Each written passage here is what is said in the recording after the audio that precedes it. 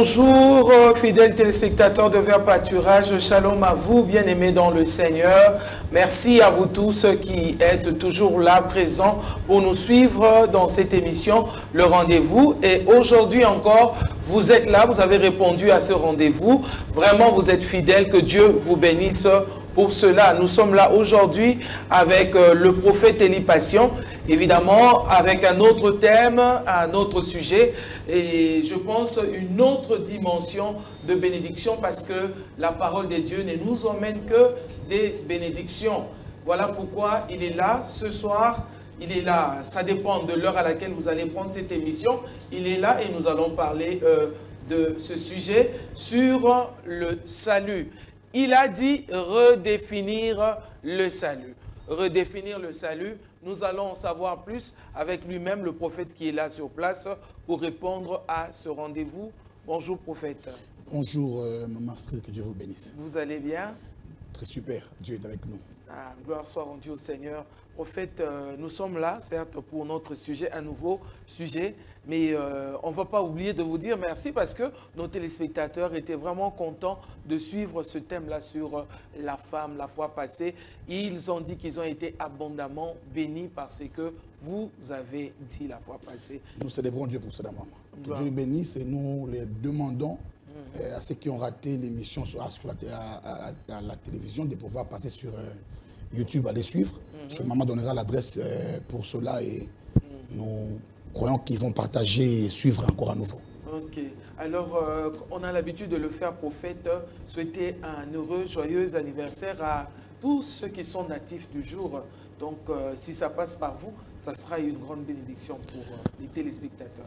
Que Dieu vous bénisse, vous qui célébrez vos jours de naissance aujourd'hui. Et ma prière pour vous est que Dieu vous donne de réaliser les buts pour lesquels vous envoyez sur terre. Vous n'êtes pas venu sur terre pour rien.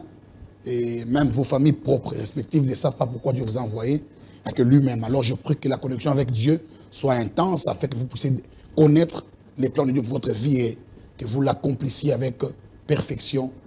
Heureux anniversaire à vous, que Dieu vous bénisse. Merci beaucoup, que Dieu vous bénisse, joyeux anniversaire à vous. Prophète, redéfinir le salut. D'abord, nous aimerions savoir, c'est quoi le salut? Parlant du salut, je voudrais l'aborder de deux, trois façons au même moment. La première, c'est que le salut lui-même veut dire l'effet d'être sauvé. Okay. Et sauvé, mais l'écrivain de ces mots salut dans les dictionnaires dit être sauvé de la mort. C'est-à-dire qu'en fait, le salut a un sens que lorsqu'il est question d'un danger. Okay. C'est-à-dire le salut, s'il n'y a pas de danger, il n'est pas salut. Nous avons des personnes qui sont nées des familles déjà chrétiennes. Enfant d'un pasteur, il a grandi à l'église et il se retrouve des choses de Dieu comme ça. Il pense que l'effet d'être fils de pasteur, fréquentant l'église, il est déjà sauvé. C'est la grande erreur. D'autres personnes sont même devenues pasteurs de consécration à la manière des hommes. On les a pris d'une école théologique, on l'a consacré pasteur, mais il n'est pas passé par ces dangers-là. Okay. C'est-à-dire qu'en fait, si je vais aller à la deuxième fois de comprendre le salut, c'est le fait d'accéder à la vie par la vie. Okay. Une substitution. Quelqu'un d'autre donne la vie, on a payé quelque chose et vous êtes libéré pour avoir accès à la vie. Okay. C'est-à-dire, s'il n'y a pas un paiement, là, le salut n'a pas un sens. Mais il faudrait d'abord que celui qui accède au salut sache que si la paganité n'est pas considérée comme un danger, le salut n'est pas effectif. Okay. Être païen, c'est un danger. Tout commencera de là. Si tu ne considères pas la paganité, je ne parle pas du fait de prendre la bière, je ne parle pas du fait de pécher. Okay. Je parle d'abord de la paganité, vivre sans Christ. D'accord. Si vous ne considérez pas cela comme un danger, vous ne pouvez pas accéder au salut. Tout commencera de là. Le fait que vous considérez la paganité comme un danger, vous ferez maintenant appel au Sauveur et le Sauveur appliquera le salut dans votre vie et vous serez sauvés. La paganité, prophète, un danger et le salut ne vient que là où il y a un danger. Exactement. Comment accéder au salut? Comment accéder au salut? Très simplement, c'est par la foi. La foi, vous voyez, maman, il y a ces débats de christianisme et chrétienté. Il y a un Jésus présenté par notre religion que nous avons vu, hein, quand nous étions encore enfants, dans des films et des vidéos. C'est Jésus-là, moi, je l'ai reçu plusieurs fois. Ok. Je l'ai reçu chaque fois que les films de Christ finissaient, je suivais. Mais un jour, j'ai vu ce même Jésus dans un autre film. Je me suis dit, mais comment est-ce que Jésus, dans un autre film, il fait quoi dans des films ici? Alors que moi, je l'avais reçu plusieurs fois. Mais un jour, j'ai compris finalement qu'au fait, pour être sauvé, nous ne sommes pas sauvés par le fait que nous donnons la vie à Christ. C'est ce que les problèmes, les gens, ça commencerait un peu par là. Nous ne sommes pas sauvés en donnant la vie à Christ. Nous sommes sauvés en recevant la vie de Christ, qui est la manifestation de l'amour de Dieu. Christ, c'est le paquet de Dieu, c'est l'expression matérielle de l'amour de Dieu que Dieu a déjà disponibilisé. Alors, quand tu veux être sauvé, il n'y a pas d'autre formule de croire seulement au salut qui est l'expression matérielle de l'amour de Dieu sur la terre, qui s'appelle Jésus. Vous croyez en lui, automatiquement, vous êtes sauvé, vous devenez membre de la famille de Dieu par la foi en Jésus-Christ. Ok, donc nous sommes sauvés par la foi. Par la foi, maman. Ce n'est pas en donnant la vie. Nous donnons la vie, notre don à Dieu est la réponse du don de Dieu. C'est-à-dire qu'au fait, si Dieu n'avait pas donné, parce qu'au fait, tout ce que l'homme fait, il a appris de Dieu. C'est-à-dire que si Dieu n'avait pas donné, les mots donnés n'auraient pas un sens. C'est-à-dire qu'au fait, l'homme ne pouvait pas être l'initiateur de donner. L'initiative est venue de Dieu. Dieu a donné son Fils par amour. Et nous, en recevant Christ, nous redonnons nos vies à Christ pour appartenir à Dieu.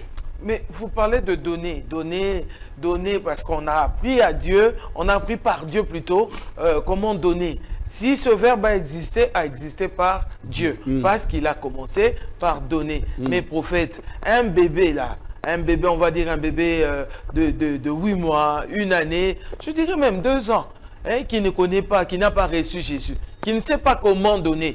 Et ce bébé-là, il s'avère qu'il meurt à cet âge-là. Où est-ce que ce bébé va aller puisqu'il n'est pas sauvé? Il ne s'est pas donné. C'est ça exactement. En fait, c'est ça le problème. Si le salut était attaché au fait que nous nous donnons, le bébé devait être conditionné à être sauvé par les dons qu'il a donnés. Mais en fait, le salut n'est pas conditionné à ce que nous nous donnons à Dieu, c'est-à-dire est conditionné à ce que nous recevons de Dieu. Maman, vous êtes une femme, je donne un exemple comme ça, on prend une fille pauvre qui épouse un homme riche. La fille pauvre ne devient pas riche par la pauvreté qu'elle donne, mais elle devient riche par la richesse de l'homme qu'elle épouse. En fait, nous ne sommes pas sauvés parce que nous avons donné la vie à Dieu. Nous sommes sauvés parce que nous avons reçu l'amour de Dieu. Et parlant du bébé, à chaque règle générale, il y a une particularité. Ce sont des débats théologiques, les bébés seront sauvés. Et qu'on sort, je ne crois pas que tous les bébés seront sauvés ou tous les bébés ne seront pas sauvés. C'est une question de la souveraineté de Dieu. Dieu lui-même sait. Mais l'apôtre Paul, parlant de bébés, tous les parents qui n'ont pas accédé à Christ, qui n'ont jamais été prêchés, qui sont morts dans l'ignorance, la Bible déclare que la loi est de Dieu et dans toutes choses. Et la loi de Dieu, voyez même le salut elle-même, le salut lui-même plutôt c'est une loi de Dieu. Le salut est une loi que Christ a apportée, la loi de la grâce. Elle vient vers nous, nous l'acceptons et nous sommes sauvés. Et cette grâce de Christ, le corps anatomique de Jésus est venu par Marie, mais le corps spirituel de Jésus a précédé les temps. Quand vous lisez dans votre Bible, dans Éphésiens chapitre 1, versets 3 et 4, la Bible dit, en lui nous avons été sauvés avant la fondation du monde. En lisant ces versets, vous comprenez que Genèse chapitre 1 n'est que le commencement de ce que Dieu a voulu faire commencer. Mais avant le commencement, Dieu avait déjà commencé à agir. Dieu n'a pas commencé à agir par le commencement. C'est Dieu qui a fait du commencement, mais avant le commencement, Dieu était toujours Dieu. Il agissait déjà. Il est le commenceur du commencement. Il est le commenceur du commencement et le finisseur de la fin. Alors avant de commencer, c'est Dieu qui a dit maintenant ça commence. Mais avant de dire que ça commence, il agissait déjà. On dit que nous, en lui, nous sommes sauvés. Christ est la rédemption du monde avant la fondation du monde. Si la rédemption est venue avant la fondation du monde, c'est-à-dire que c'est une action qui s'est posée déjà. Dieu avait déjà gardé Jésus-Christ comme le Seigneur qui disait un jour si un danger venait, un extincteur sera là pour éteindre les feux. Et Jésus est le plan ultime de Dieu pour les saluts. En tout cas, gloire soit rendue au Seigneur bien-aimé. Nous sommes en train de parler de redéfinir le salut avec le prophète Élie Patient qui est avec nous dans ce rendez-vous. Alors, prophète, est-ce qu'il y a une catégorie des personnes, une classe des personnes qui est déjà prévue pour être sauvées? Ou alors le salut, c'est pour tout le monde? Ces débats eschatologiques des 144 000 tribus, chaque tribu qu'on sort, sont des débats qui ne tiennent pas. Il n'y a personne qui est prédestiné avec un sort spécial. Ça, ce n'est que la souveraineté de Dieu. Dieu lui-même sait. Vous voyez, le voleur à la croix est sauvé comme ça. Il croit en Jésus. Sur place, il va au ciel. Mais les problèmes du salut, c'est la foi en Jésus. Il n'y a pas de catégorie. Sinon, on dirait que l'homme blanc est sauvé. L'apôtre Paul, dans Galates chapitre 3, dit dans la famille d'Abraham ou en Christ, il n'y a ni femme, ni homme, ni grec, ni juif. Il dit que nous sommes tous égaux devant la loi de la grâce. Christ est déjà là.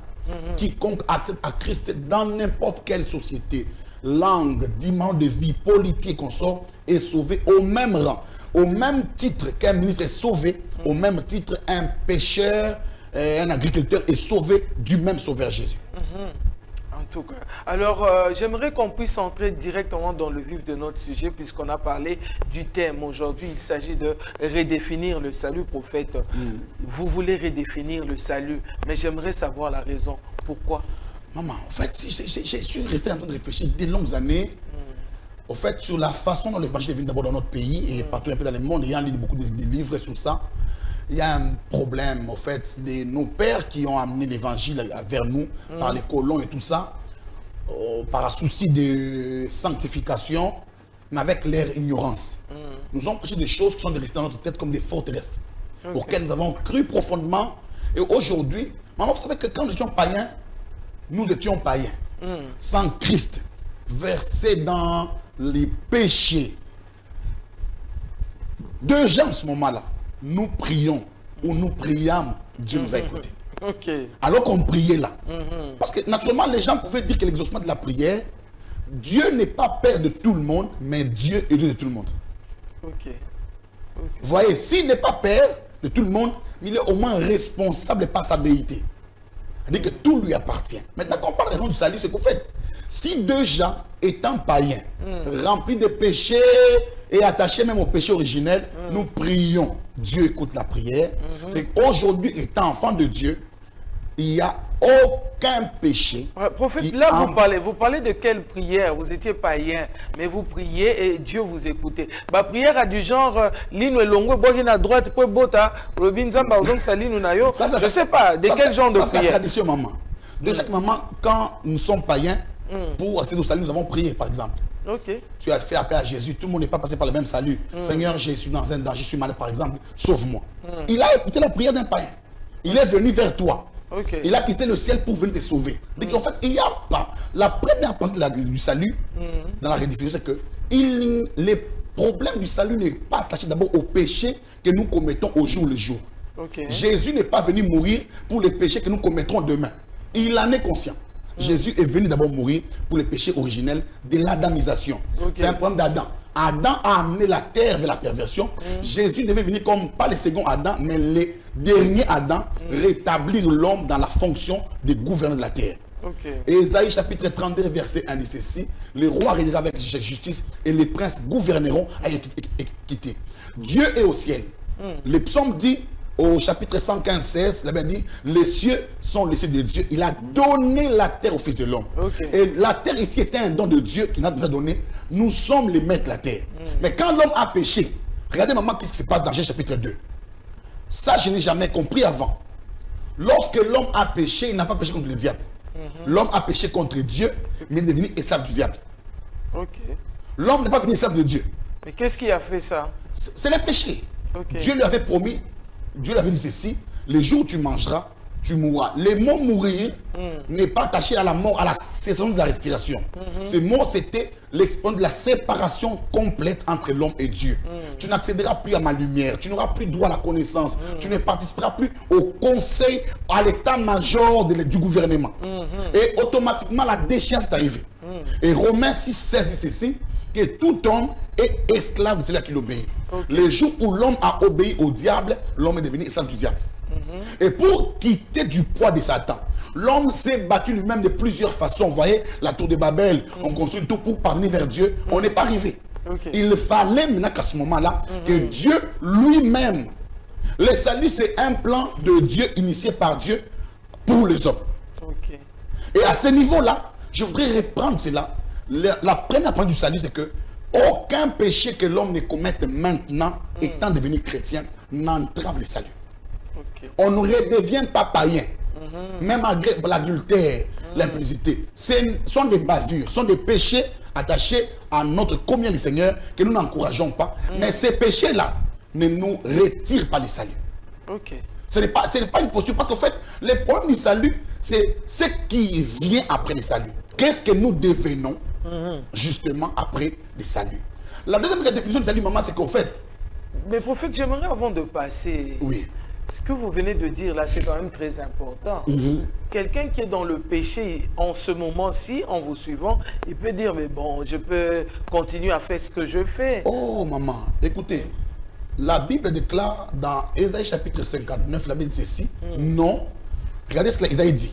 Il dit, non, la main de l'Éternel n'est pas si courte pour toucher, ni son oreille surdue pour entendre, mais ce sont vos péchés qui vous séparent de Dieu. Les péchés ne séparent pas de l'homme. Le péché sépare l'homme de Dieu. La voie de Dieu vers la terre est toujours ouverte, mais la voie de l'homme vers Dieu est fermée. À cause du péché. À cause du péché. Le péché, c'est comme quand un enfant a commis une erreur à la maison. Les parents les punissent, par exemple, tu ne manges pas. Il reste enfant de la maison. Le salut est attaché à la position et non pas à l'héritage. L'héritage, elle, est attachée à la vie courante de la crainte de Dieu par la voie de la sanctification. On va dire que le péché crée certaines barrières. Des barrières, des malheurs, et qu'on sort. Mais le péché ne nous retire pas le salut. Il ne nous retire pas le salut. Je voudrais qu'en parlant ici, si un frère est déjà tombé, s'est dit, j'ai rencontré un jour un frère, c'était un homme de Dieu, il m'a dit, prophète, je crois que moi j'ai atteint le plafond du salut. J'ai amené des femmes, il y en a près de 17 qui ont avorté à cause de moi, voilà. Je lui ai dit, si tu veux changer aujourd'hui, Jésus est toujours disponible à te sauver. Le problème, c'est que personne n'atteindra la profondeur du salut. Pour dire, moi j'ai atteint le dernier niveau du salut à cause de mon péché, il n'y a plus de pardon pour moi. Le pardon de Christ est permanent alors que nous revenons à lui dans la sincérité et nous lui demandons la grâce de pouvoir vivre avec lui. Et j'ai appris qu'il y a certains qui sont serviteurs de Dieu aujourd'hui et qui profitent d'un verset. Vous êtes prophète, vous allez nous aider avec ce verset, sinon nous expliquer carrément la situation qui dit il n'y a plus de péché en nous. Et c'est ce qui fait que la personne fait n'importe quoi, commet autant de forfaits, parce qu'il n'y a plus de péché en nous. Mais le problème, c'est que le verset dit bien qu'il n'y a plus de péché en nous. Mais il peut y avoir des péchés par nous. C'est ce qu'ils n'ont pas dit au fait. Le péché par nous peut arriver. Le fait de recevoir Christ, cette question entre au même moment dans la deuxième dimension de la rédemption, du salut. Le salut lui-même, maman, vous allez voir, lorsqu'on parle du salut, il y a deux mots qui sont attachés, les mots rédemption et les mots rémission. Je commençais d'abord par la rémission. La rémission du péché veut dire ceci. Le mot rémission ne veut pas dire pardonner. La rémission du péché veut dire ceci. Enlever les péchés, enlever toutes les traces du péché pour qu'il n'y ait jamais... En fait, c'est le renouvellement d'un casier judiciaire. La Bible dit que l'acte dont nous sommes condamnés, Christ l'a déchiré. Il n'y a pas de procès. Quand nous recevons Christ, nous redevenons nouveaux. Comme 2 Corinthiens 5 se dit ceci, si quelqu'un est en Christ, il est une nouvelle création, il est une reprogrammation. L'algorithme de sa destinée est réécrite. Une programmation dans le système de Dieu est faite au point à ce niveau-là, l'homme redevient totalement nouveau. Christ est en lui. Il a reçu Christ. Maintenant, il y a la deuxième phase, c'est que lui donne sa vie à Christ pour hériter au bonheur et à la grâce du salut. Mais prophète, quand on reprogramme une machine, un ordinateur, on reprogramme, donc on constate que tout est nouveau dedans. Mais qu'est-ce qui fait que cet homme qui a été reprogrammé, qui a reçu la rémission de ses péchés, retombe encore dans le péché? C'est le problème attaché à deux niveaux. Il y a le problème de l'Église. C'est le problème de l'environnement qui environne la personne. La Bible dit dans Psaume chapitre 1, « Heureux l'homme qui ne marche pas en compagnie d'eux ». Le problème, c'est que si tu t'es converti, tu es action au salut, il faut changer la fréquentation. Le milieu dans lequel tu vis, l'environnement définit ce qui entre en nous, ce qui sort de nous. Mais la deuxième chose, c'est Romains chapitre 12, verset 1. La Bible dit ceci que nous devons être transformés par le renouvellement de l'intelligence. Maman, vous savez que dans des croisades des grands évangélistes, par exemple dans l'Afrique ici, on a fait appel au salut, 100 000 personnes sont sauvées. Ils vont où? Justement. Après l'évangélisation, où est le programme, la planification de la reprogrammation, du counseling, en fait, la mise à jour de l'intelligence. Un homme qui tombait dans la masturbation, qui tombait dans l'adultère, comment faire pour qu'il ne tombe pas? Très souvent, c'est qu'on prêche le salut comme ça, les hommes sont sauvés, et puis on les laisse à leur propre sort, et puis bon, chacun vit dans son péché, et des gens pareils créent des thèses. Et des thèses qui vont venir pour s'encourager un tout petit peu dans les péchés qui gardent en dessous. Alors, s'il y a un programme d'évangélisation, il faut qu'il soit suivi d'un programme d'affermissement, de réinstallation de Christ, d'autodiscipline et tout ça. Ces éléments vont participer au maintien de la vie de quelqu'un en Christ. On peut continuer avec des raisons, prophète. Oui, maman. La troisième raison, c'est la rédemption. Je l'ai dit une fois quelque part, la rédemption a deux dimensions. La première dimension de la rédemption, c'est la dimension commerciale. Quand on dit rédemption, ce mot est attaché au mot français, c'est un sens autre, rachat, racheter. Et qui dit racheter veut dire qu'il y a un problème commercial. Le produit est sur le marché. Quand il est racheté, il est soustrait du marché.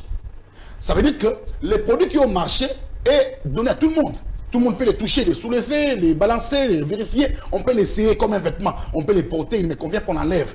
Mais quand il est racheté, il devient un bien personnel. Quand on est sauvé, on ne peut pas faire habiter Jésus et un féticheur dans notre propre vie. C'est-à-dire on devient une exclusivité de Dieu. C'est-à-dire que c'est la rédemption qui nous ramène à devenir la première chose, c'est que nous devenons une propriété privée. Maman, vous savez comment est-ce que les femmes se battent pour se marier? Nous avons des femmes dans les églises en train de gêner, de prier pour le mariage. Si je sens quoi? Appartenir à quelqu'un. Ésaïe chapitre 4 verset 1 dit ceci: cette femme alors saisiront un homme et lui diront, nous avons notre nourriture, nos vêtements, fais-nous seulement porter le nom. C'est qu'en fait le nom de l'homme est un privilège. Et lorsqu'on devient un bien appartenant à Christ, la deuxième chose que nous portons le nom de Christ sur nous. C'est ce nom de Jésus là, devant qui l'apôtre Paul dit, au nom de Jésus, tout genou fléchit. Donc en fait, lorsqu'on prend le nom de Jésus-Christ, les genoux qui fléchissent devant Christ, fléchissent devant nous. C'est comme ça que vous allez voir, Joseph dit quoi? Il a fait un rêve où il voyait quoi? Le soleil, la lune et les étoiles fléchir. On dit à genoux devant moi. Joseph a été capable de voir les genoux du soleil. Pourquoi? Parce qu'en fait, dans la pensée spirituelle, tout ce qui existe a des genoux. Et lorsque nous prenons le nom de Jésus, tout ce qui ne fléchit pas devant les hommes ordinaires peut fléchir devant nous. Même l'impossible fléchit juste parce que nous sommes devenus, nous avons été rachetés et nous avons les noms sur nous. La troisième dimension, maman, c'est que quand on est racheté, on est réutilisé autrement. C'est le fils d'un père qui quitte la maison un matin.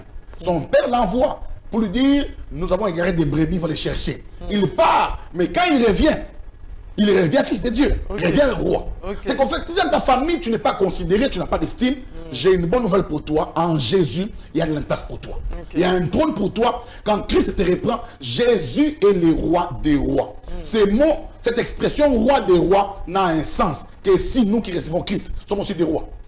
Et si nous sommes rois, trois choses nous suivent. Nous avons un trône, nous avons un royaume et nous avons une étendue sur laquelle nous avons les pouvoirs. Et je voudrais m'adresser aux bien-aimés qui me suivent. Vous êtes roi, mais votre royauté ne s'exprimera qu'en Christ.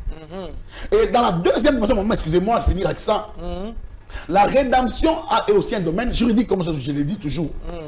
Lorsqu'on fait une vente aux enchères, c'est celui qui propose les derniers prix, les plus grands prix, qui prend.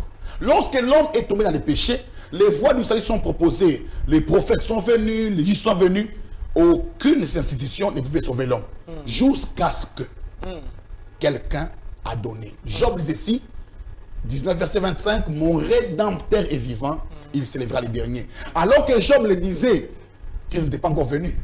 Mais comme Christ est déjà venu, je vais dire à un ami qui me suit, ton Rédempteur est vivant, il ne se lèvera plus. Il s'est déjà levé. Ok. Il ne se lèvera plus. Il est déjà debout. Maintenant, nous parlons ici, les rachetés. Qu'en fait, c'est celui qui a proposé un prix qu'aucun homme ne pouvait donner. Alors qu'on a demandé, la Bible dit quoi? Tu n'as voulu nous sacrifier le cause. On a proposé des prix, mais les prix les plus élevés, Dieu lui seul a satisfait à sa propre colère, en se donnant lui-même par amour pour toi et moi, et nous avons été sauvés. Ah, bien-aimé dans le Seigneur, c'est vraiment une bénédiction. Sache que le Seigneur Jésus-Christ a versé son sang, tu as été sanctifié, et la Bible dit dans Hébreux 10, il nous a emmenés à la perfection. J'aime là où nous sommes arrivés, prophète. Qu'est-ce que le salut nous accorde? C'est des moments que j'en de dire ici, en fait. Justement. Il y a deux domaines dans lesquels nous entrons dans les saluts. La première, enfin non, ça c'est merveilleux, maman. Ah, c'est très merveilleux. Je vais parler de la dimension familiale et étatique. Ok. Dans la dimension familiale, maman, le salut fait de nous des enfants de Dieu. Amen. Il y a deux dimensions. L'apôtre Paul dans Ephésiens chapitre 1, verset 4, parle de la comment on dit, l'adoption. Nous sommes devenus fils de Dieu par adoption. Amen. Mais, écoutez maman, l'adoption c'est merveilleux dans quoi? Nous avons des visages différents. Nous venons des racines différentes. Mais nous portons les mêmes noms. Amen. Et nous vivons dans la même maison. Un enfant adopté ne porte fortement pas les mêmes visages que son père. Mais il ne peut pas porter les mêmes génotypes, les mêmes phénotypes, les mêmes ADN, mais il est fils de la maison et héritier. Et la deuxième dimension de l'appartenance, c'est que quand on devient enfant de Dieu, l'apôtre Jean lui définit autrement. Jean chapitre 1, verset 11 et 12. À tous ceux qui l'ont reçu, à ceux qui croient en son nom, la parole leur a donné le pouvoir de devenir enfants de Dieu, lesquels sont nés. C'est qu'en fait, s'il y a naissance, c'est qu'il y a une matrice. En fait, le salut nous permet d'exploiter le côté féminin de Dieu. Amen. Le côté maternel de Dieu. Dieu est un père avec un ventre de femme et une poitrine pour allaiter. Il a dit, Israël, j'étais porté comme une mère. J'étais allaité. Vous voyez, quand Dieu disait à Israël, c'est un pays où coule le lait et le miel. Justement parce que c'est une mère qui donne. Le lait est une substance qui ne peut pas sortir, maman, d'un corps, ni d'un animal ou d'une personne, sans qu'il y ait une provocation. Quand on parle d'une femme, la femme ne donne jamais le lait si elle n'a pas enfanté. C'est que Dieu veut nous dire, je vous ai enfanté, vous êtes mes enfants, et de ce fait, vous passerez votre enfance sur ma poitrine. C'est que nous passons notre vie sur la poitrine. Nous vivons de la chaleur de Jésus. C'est le plus grand bonheur, maman. Vous voyez, quand Christ nous apprend à prier, il dit, si eux appelleront Dieu, Dieu, vous dites notre Père. Amen. Maman, savoir que Dieu est ton Père, c'est le plus grand privilège. J'ai suivi très souvent les dessins de Simba, les dessins animés de Simba. Il y a un endroit où les hyènes le suivaient. Il a rugi, mais comme un petit lionceau. Les hyènes se moquaient, disaient, mais il voyait les miaules. Mais après la deuxième fois, on a entendu les cris du lion, maman. Écoutez, frère en Christ et sœur, derrière toi, il y a un grand lion. Amen. Il y a un grand lion étant devenu. Mais vous voyez, quand on parle de la naissance en Christ, maman, c'est la reprogrammation. À ce niveau-là, nous sommes biologiquement nés de Dieu. Ça veut dire que nous participons à la même structure atomique. Nous avons les mêmes sangs.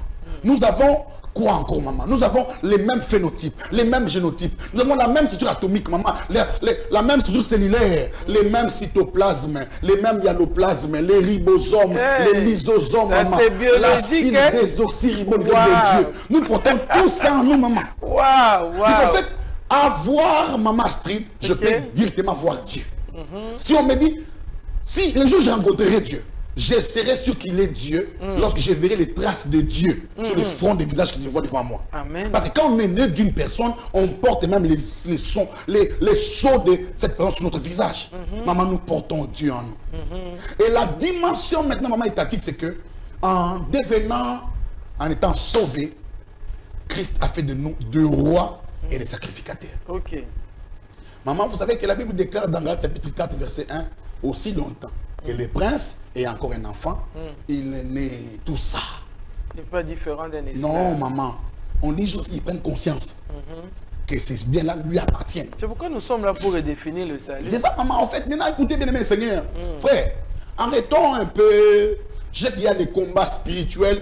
Aujourd'hui, nous avons un problème, c'est que les jours où le frère est sur Christ, c'est les jours où on a pris les combats. On n'apprend pas à aimer les combats. Les bébés, on les met dans la protection d'abord. Et puis le combat vient après. Nous avons un problème parce qu'en fait, nous sommes très conscients. Nous sommes très conscients du combat. Nous sommes très conscients des démons qui nous combattent, des limites, des blocages. Je ne dis pas qu'ils n'existent pas. Ils existent. Les limites sont là. Les démons existent. Les sorciers existent. Mais ça n'empêche pas à Christ d'être le roi de tous les rois. Et quand Dieu établit quelqu'un comme roi, il ne l'établit pas roi seulement pour les bonnes personnes. Nous sommes les rois de la circonférence où Dieu nous a établis.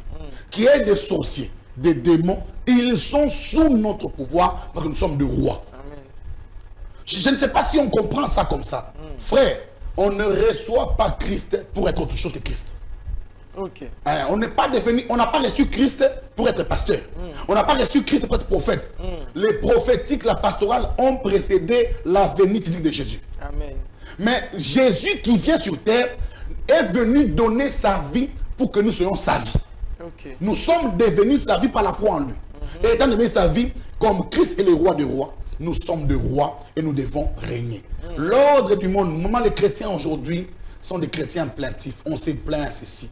Ma soeur, mon frère, dans ton domaine où tu es un roi. Dieu t'a envoyé là-bas, dans le journalisme, dans, je sais pas, dans l'informatique, dans la politique, pour influencer positivement. Moi, si mes amis qui me suivent, à qui j'étudie à l'école, aux humanités, à l'école primaire, peuvent voir à la télévision, et même savent qu'il était très difficile, et même presque impossible, à rien de pouvoir être le premier de la classe, sauf moi. Presque impossible. J'ai dit toujours, moi je suis chrétien. On ne peut pas être premier, moi je suis vivant. On peut être chrétien comment? Je crois que échouer, c'est juste le choix que nous avons fait de nous-mêmes. De ne pas travailler, de ne pas expérimenter ou exploiter, extérioriser les potentiels enfouis en nous. Et la prêtrise, maman, c'est qu'en fait, les opérations spirituelles appartiennent aux chrétiens. C'est nous qui tenons les sacerdoces. Et qu'est-ce que nous faisons là? Nous présentons les parfums de bonne odeur, l'adoration. Maman, nous avons les privilèges. Nous avons au Congo ici des femmes qui ont chanté pour les fées maréchal.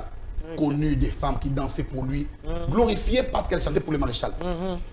Quelle gloire et quel honneur d'être chant de l'Éternel, adorateur de Jésus-Christ. C'est un privilège que nous avons par la nouvelle naissance et passer par le salut. En tout cas, bien aimé, vous avez entendu vous-même, il y a beaucoup de bénéfices, beaucoup de bénédictions. Nous avons cette image de Dieu que nous représentons ici sur la terre.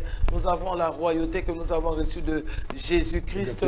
Nous avons autant de bénédictions lorsque nous sommes sauvés. Prophète, nous avons parlé de ce qu'est le salut. Mais j'aimerais savoir, écoutez, peut-être que ça peut aider aussi une personne. Qu'est-ce que le salut n'est pas? Oh maman, le salut n'est pas la fréquentation de l'église. Fréquenter l'église n'est pas le salut, n'être né d'un pasteur n'est pas le salut, être chantre, ouvrier à l'église n'est pas le salut, être pasteur, prophète, apôtre, évangéliste n'est pas le salut. Tout ça sont les tralala, au ciel il n'y en aura pas besoin. Jésus n'est pas venu mourir pour les apôtres et pour les prophètes. Nous avons des débats aujourd'hui, des débats stériles. Au lieu de nous battre pour le salut, nous nous battons sur le débat, vêtements, chapeaux et consorts, tout ça, c'est juste un tralala. Revenons au salut. L'énergie que nous gaspillons à prêcher, ces tralala, mettons, investissons ça pour gagner les âmes de Jésus. Le salut n'est pas le fait d'avoir des bonnes dispositions, maman. Regardez, maman, le salut n'est même pas le fait d'avoir une bonne moralité. Et ce qui est bizarre, c'est cela, maman. Les gens pensent qu'avoir la bonne moralité, c'est le salut. Personne ne peut être sauvé par les œuvres de la chair. Oh, comme il ne vole pas, il n'insulte pas, la piété. Maman, ce sont des œuvres de la chair. Ce sont des bonnes œuvres. Ce sont des choses que nous aimons, nous devons avoir. Recommandées par l'apôtre Paul. Mais au-delà de cela, sans les contacts directs de l'amour de Dieu, qui est l'expression matérielle ou physique de Jésus-Christ sur la terre des hommes, on n'est pas sauvé, maman. Et la parole de Dieu dit, prophète, comment est-ce que ces gens viendront à Christ puisqu'ils n'ont pas entendu, reçu la bonne nouvelle? Comment la bonne nouvelle va leur arriver puisqu'il n'y a personne qui n'a été envoyé? Alors que Christ a dit dans Matthieu, allez et faites de toutes les nations les disciples. Regardons le monde aujourd'hui, où se trouvent donc les campagnes d'évangélisation, où se trouve donc tout ce travail qui doit être fait pour que les gens soient sauvés. Et selon vous, qu'est-ce que nous pouvons faire? pour que le salut arrive à tous. Vous savez que maman, nos pères qui ont commencé les mouvements charismatiques évangéliques à l'époque ont eu le bonheur de ne pas travailler sur Facebook, sur WhatsApp, sur Instagram, sur tout ça, YouTube et consorts. Aujourd'hui, la conquête, la guerre des vues, des nombres de cas. Après une vidéo, c'est cette guerre que nous avons aujourd'hui. Quand un homme organise une campagne d'évangélisation, il veut qu'on voie et le nombre de gens qu'il a réunis. J'ai aimé un orateur que j'ai suivi un jour, il a dit ceci. Même si dans les 8 milliards d'habitants sur Terre, il n'y avait qu'un seul païen, Jésus serait quand même mort pour ces mêmes païens-là. Jésus n'est pas venu mourir pour nous tous. Il est venu mourir pour chacun de nous. Amen. Individuellement. Personne n'est responsable de l'autre. L'église de Christ aujourd'hui n'envoie plus de missionnaires. Vous voyez, aujourd'hui, nous sommes dans la guerre de l'implantation. Nous nous battons pour implanter des églises ça et là, mais nous ne nous battons plus pour envoyer des missionnaires à gagner des âmes en province, par exemple. Aujourd'hui, tout le monde veut avoir une belle veste comme nous l'avons aujourd'hui là. Mais on ne veut pas aller dans la forêt, on ne veut pas aller dans les villages. Vous voyez souvent sur la moto, j'ai été en 2015 à Kikwit, j'étais à Chikapa, prendre des villages sur moto, Lubumbashi, vers Intui, vers Kabondo, tous ces coins-là. Il y a des petits villages, 300, 400 personnes. Toutes nos grandes églises ici n'ont ni extension. Là, il n'y a que l'animisme, il n'y a que la nécromancie. Il n'y a pas Christ, on ne les connaît même pas. On ne les connaît pas, les gens. C'est comme ça que j'ai dit toujours, par la grâce de Dieu, nous voulons, nous-mêmes étant prophètes, parce que nous avons la charge de pouvoir aller. Le prophète n'est pas seulement un prophète de la prophétie, c'est un instrument de Dieu pour gagner les âmes. Tout ce que nous faisons, s'il ne gagne pas les âmes, c'est du gâchis. Nous pensons et nous encourageons les églises qui envoient les missionnaires. Envoyons les missionnaires à aller prêcher Jésus. La bonne façon de prêcher Jésus, ce n'est pas d'avoir les livres des 4 lois spirituelles de Bill Bright. C'est de prêcher de son expérience personnelle. Comment tu as été sauvé? Comment tu sais que tu as été sauvé? Un jour, un frère me voit et me dit, prophète, j'ai fait la prière, mais comment est-ce que tu es sauvé? Je lui dis, si tu es sauvé, tu es sauvé. Je lui dis, Jésus m'a dit, comment tu sais que sauvé c'est ton père et ta mère? Tu es né, tu as appris qu'on reste ton père plus tard, mais comment tu sais que c'est ton père?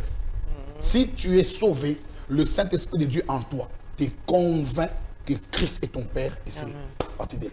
Amen. Alors prophète, est-ce que le salut est transmissible? Je pose cette question parce que j'ai déjà suivi un homme de Dieu qui se fâchait contre un autre qui était, on va dire, comment je peux dire, lui est comme un aîné pour celui sur qui il se fâchait. Il a dit, attention, je vais enlever ce qu'il y a sur toi là.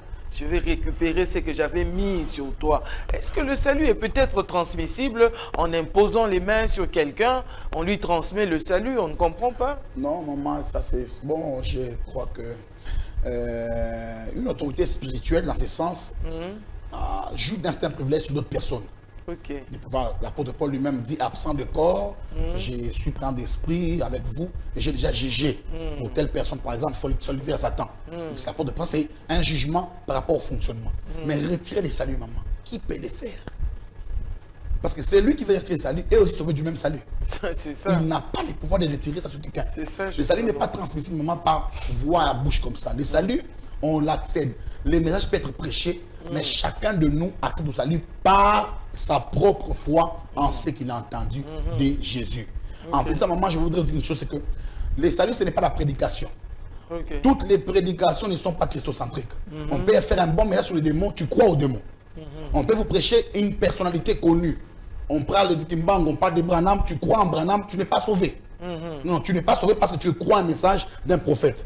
Tu es sauvé que lorsque tu crois au Seigneur Jésus-Christ comme ton sauveur et ton Seigneur personnel. Prophète, en regardant cette caméra, nous arrivons déjà à la fin. Il y a peut-être une question qu'on n'a pas posée. C'est vous qui avez amené le thème. Dieu vous a parlé. Vous avez été convaincu d'une vérité, d'une pensée. Il y a peut-être quelque chose que vous avez à communiquer, à donner à ces personnes-là qui sont en train de nous suivre à partir de leur maison. 2, 3 choses à vous dire. La première, c'est qu'ils sont païens. Tu n'as pas Christ en toi, tu es culpabilisé, tu as un remords intérieur en toi, tu te sens mal. La vie que tu as ne te plaît pas. Tu tombes et tu consors tout ça. Jésus t'aime.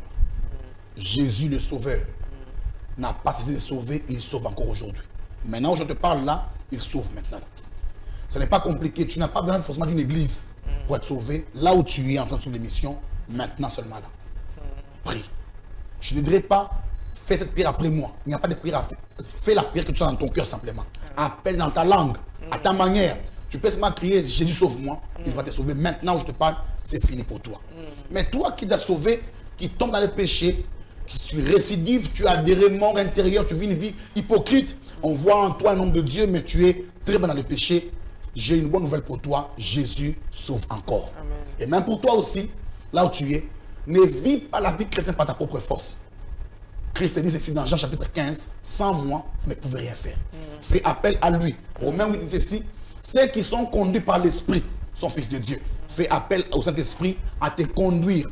Non pas année après année, mais au jour le jour. À te prendre par la main comme petit enfant, à marcher avec toi. La bonne compagnie de l'Esprit de Dieu fera que ta vie chrétienne soit solide. Et en fin de compte, je voudrais bien aimer dire ceci. Le salut, c'est Jésus. Ce n'est pas une autre personne, mais il faut comprendre que ce salut, nous ne l'accédons pas par nos propres forces. L'amour de Dieu ne viendra plus. L'amour est déjà là. Amen. Le salut est déjà manifeste maintenant là. De partout où nous sommes, nous pouvons accéder au salut.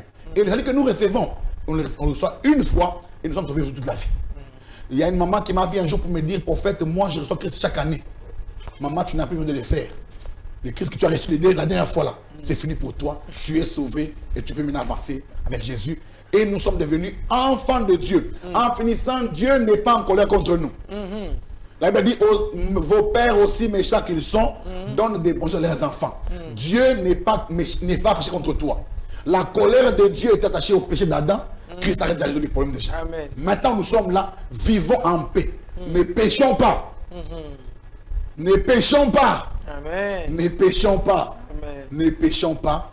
Donnons nos vies à Christ et avançons avec lui. Que Dieu nous bénisse. Ah, merci beaucoup, prophète. En tout cas, nous avons été nourris aujourd'hui. Merci, maman. Et nous croyons que le Seigneur va vous donner encore plus pour que vous nous reveniez ici la prochaine fois avec une autre dimension de bénédiction encore. Merci. Ah, merci beaucoup à vous, fidèles téléspectateurs. Et j'ose croire que vous avez été aussi bénis par ce thème-là, par toute cette parole qui nous a été donnée, enseignée en ce lieu par son serviteur, le serviteur de Dieu, le prophète Élie Passion Lumpungu. En tout cas, nous disons merci à Dieu pour ce thème sur le salut. On vient de redéfinir le salut. Retenez une chose, nous sommes sauvés par la grâce au moyen de la foi. Entre-temps, gardez votre sourire parce que le Seigneur Jésus-Christ, qui nous a tous sauvés, continue à être vivant.